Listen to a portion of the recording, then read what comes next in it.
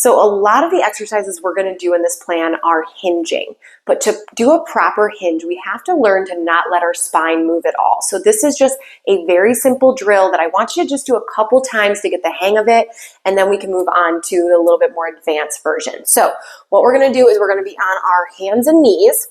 And the first thing is we want to just find a neutral spine. So if we think about like our low back, we could have our back really arched, we could have our back really rounded, or we could just be right in between.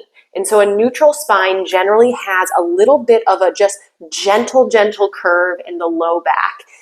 And we're going to just try to maintain that as we slowly sink our hips back behind us. And we're just the whole time trying to think, don't let our spine change from that gentle curve. And as I do this, I can start to feel a little bit of like a stretch happening at my hips because I'm moving at my hip joint rather than letting my spine move.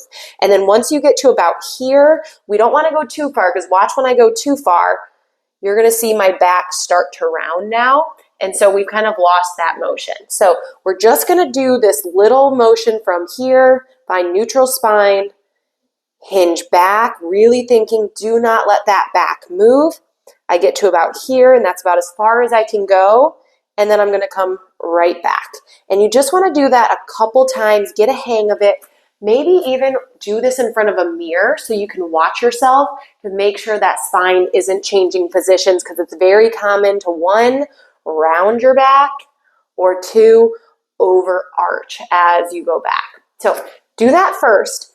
And then just an easy way to start integrating that into the hinge is I like to do a kneeling hinge where you, the same thing, do not let your back move here. And you are going to just maintain this nice gentle curve in your low back as you think about pushing your hips back behind you.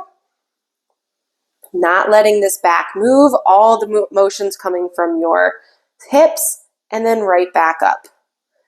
Coming down, trying to really think about all the motion happening from the hips and right back up.